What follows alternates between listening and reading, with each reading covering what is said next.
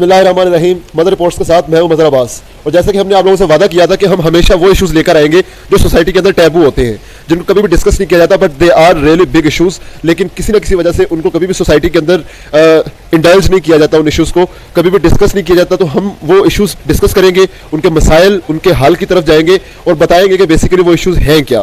तो बेसिकली इस दफ़ा जो हम इशू लेके आए हैं वो है रेसिज्म।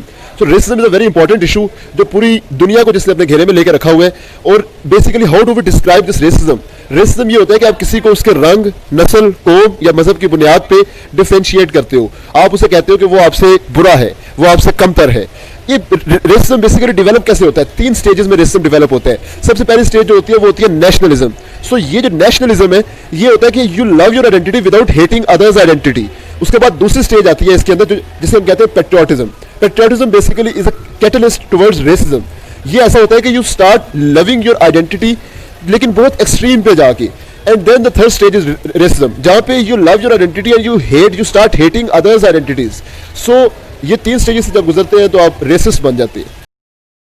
सबसे पहले हमें यह जानने की जरूरत है कि बेसिकली इसके रूट्स कहां जाके मिलते हैं, रेसिज्म के रूट्स कहां जाके मिलते हैं, इसका ओरिजिन कहां पे है। तो अगर हम हिस्ट्री में थोड़ा सा पीछे जाए तो यूनाइटेड स्टेट्स ऑफ अमेरिका के अंदर यह मसला होता है कि वहां पे रेड इंडियंस के खिलाफ बाकायदा एक तहरीक चला दी जाती है, ब्लैक मैन के खिलाफ बाकायदा एक तहरीक चला दी जाती है और उनको इतना ज्यादा सप्रेस कर दिया जाता है कि उनको पढ़ने का, बल्कि यहां तक कि उनको जिंदा रहने का हक भी उनको नहीं दिया जाता। तो उनको 3rd डिग्री पनिशमेंट दी जाती है। फिर थोड़ा सा एडवांसमेंट हुई और कॉन्स्टिट्यूशनली इस चीज को एबॉलिश कर दिया गया, इंस्टीट्यूशंस बना दिए गए, बट अलहदा बना दिए गए जिसमें जो ब्लैक मैन थे उनको पढ़ने की इजाजत थी।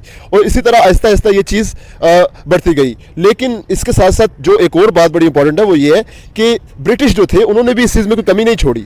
जब ब्रिटिशर्स इधर सब कॉन्टिनेंट में आए थे और उन्होंने सब कॉन्टिनेंट में आके यहाँ पर राज किया, तो उन्होंने यहाँ पर भी रेसिज्म का एक धब्बा जरूर छोड़ा, एक शर्मनाक धब्बा छोड़ा कि जो ऑफिसर्स यहाँ पर सर्व करते थे, जो ब्रिटेन ऑफिसर्स यहाँ पर सर्व करते थे, जब वो वापस ब्रिटिश में जाते थे, they were not allowed to serve on any kind of important और हायर पोस्ट। इसके कॉजेज क्या है? Racism, what are the causes जो रेसिज्म को कॉज करते हैं, जो इसको इनिशिएट करते हैं? तो इसमें सबसे पहला जो कॉज आता है वो आता है सुप्रीमेसी कॉम्प्लेक्स। जब आपको एक कॉम्प्लेक्स हो जाता है कि आप किसी से बरतर हो, आप किसी से बड़े हो, आप किसी से बेहतर हो।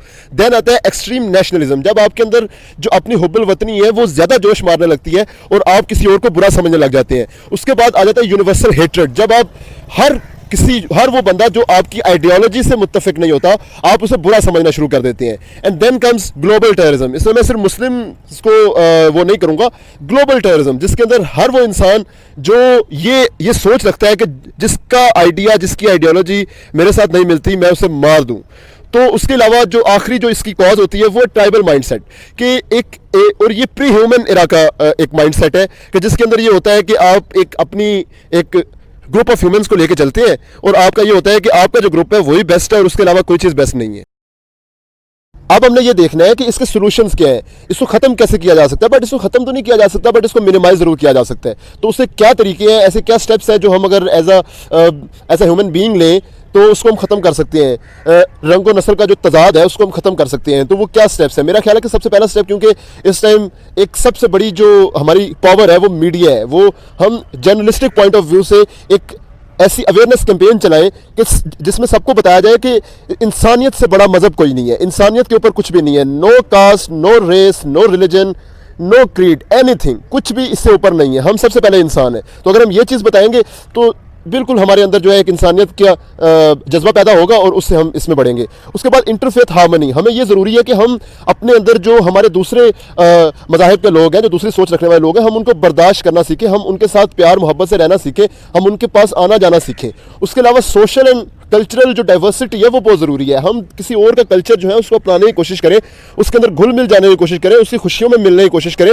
लेकिन एक बात एट द एंड मैं एक बात ज़रूर आपको बताना चाहूँगा, वो ये सबसे इंपॉर्टेंट, आप किसी भी आइडियोलॉजी को कभी भी कोई लॉ या कोई कानून बना के ख़त्म नहीं कर सकते। ज़बरदस्ती कोई आइडियोलॉजी ख़त्म नहीं हो सकती। आप उस आइडियोलॉजी को, अगर वो बुरी है तो उस आइडियोलॉजी को अवेयरनेस के थ्रू या एक कैंपेन के थ्रू, एक प्रॉपर फुल फ्लेज कैंपेन के थ्रू ख़त्म कर सकते हैं। तो मेरी आप सबसे ये अपील है कि इस चीज़ से, रेसिज्म से बाहर निकले, इंसान होने के नाते हर इंसान को डील करें। और इससे क्या होगा कि कोई गरीब नहीं रह जाएगा, कोई बहुत अमीर नहीं रह जाएगा, कोई मसला नहीं होगा। So thank you so much.